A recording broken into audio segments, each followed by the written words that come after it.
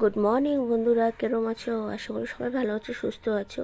আমি হাফটা টমেটো, হাফটা তোমার পেঁয়াজ, একটা কাঁচা লঙ্কা আর হাফটা দেবো ক্যাপসিকাম। আজকেও পিৎজা বানাবো। দুটো ব্রেড নিয়ে এসেছিলাম, একটা তো তোমাদেরকে দেখিয়ে দিয়েছি, আবার আর একটা আছে, নাহলে নষ্ট হয়ে যাবে।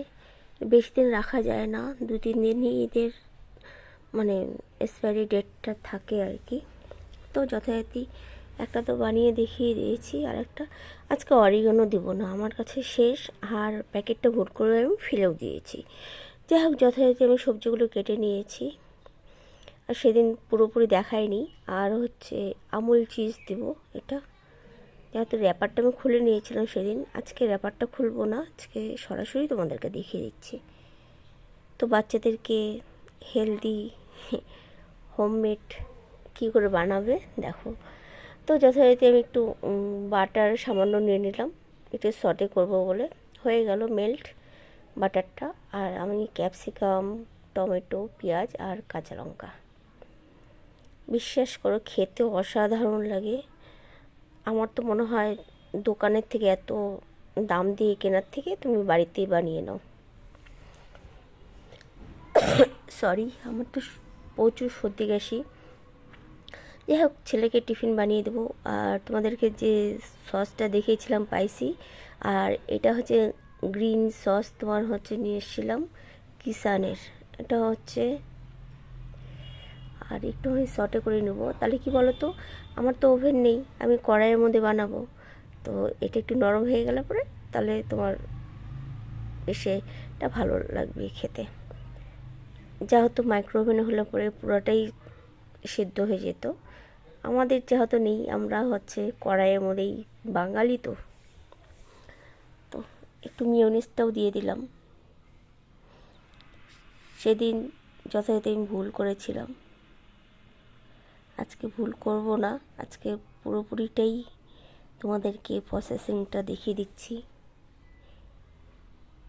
এটা পুরোপুরি তোমার হচ্ছে মেল্ট করে দিয়ে এর মধ্যে অরিগানো প্লাস হচ্ছে চিলি ফ্লেক্স দিলে পরে ভালো হয়, ওই জন্য আমি একটা কাঁচা লঙ্কা দিয়ে দিলাম।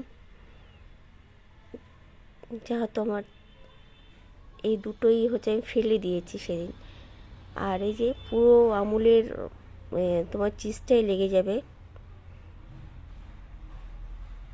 কাল যেরকম আমি খেয়েছিলাম হাফটা, আর আজকে আমার বর টেস্ট করবে কিরম, অল্পটা, বাকিটা আমার ছেলে খাবে। তো সন্ধেবেলা টিফিনে খুব ভালো হয়। বাচ্চাদেরকে পারলে তোমরা এরম করে হোমমেড বানিয়ে দাও। তো একটুখানি গ্যাসের ফ্লেমটা বাড়িয়ে দিয়েছি, আর একটুখানি সটে করে নিলাম। আর এগুলো পুরোপুরি হয়ে গেছে আমার। একটুখানি লবণ দিয়ে একটুখানি দিয়ে দেবে, তাতে কী বলো তো, একটু সব। আর হচ্ছে আমি গোলমরিচটা দিয়ে দিলাম, হালকা একটু গোলমরিচটা দিলে পরে না একটু টেস্টটা ভালো হয়, এনহ্যান্স হয়ে যায় আর কি। আবার বলছি সরি, আমার কাশি হয়েছে। তো এবার আমি পিৎজার মধ্যে দিয়ে দেবো পুরোটা, আর সামান্য একটু লবণও দিয়ে দিলাম।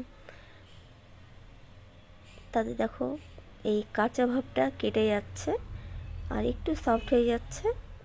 ওপরে দিলে পরে তোমার বেশি তো সময় লাগে না, 2-3 মিনিট লাগে। আর কড়াটা বসিয়ে দিলাম।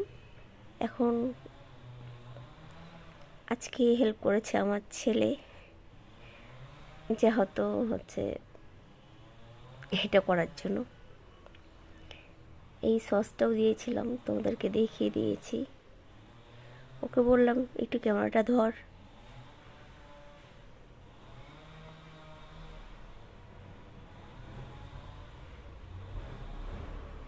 তো তোমরাই বলো কিরম হয়েছে। আর বিশ্বাস করো খেতে অসাধারণ হয়েছিল। একবার বাচ্চাদেরকে বাড়িতে ট্রাই করো, আর অনেক সস্তাতেই হয়ে যায়। যাই হোক, পুরো আমি হচ্ছে গ্রেট করে দিয়ে দিলাম, দেখো অসাধারণ লাগছে।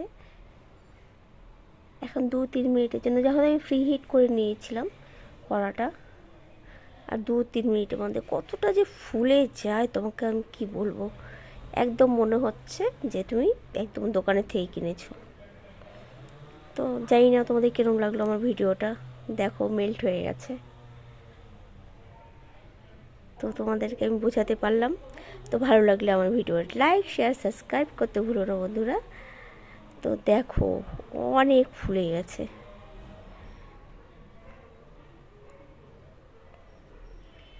তো এখন একটু আমি চাকু দিয়ে কেটে একটু টেস্ট করতে দিই বরকে, আর টেস্ট করতে দিব আমার ছেলেকে। আর কিছুই লাগে না, দুদিনে 2 রকম test. Ta ta bye bye, take care, সবাই ভালো থাকো সুস্থ থাকো। লাইক করে দিলো।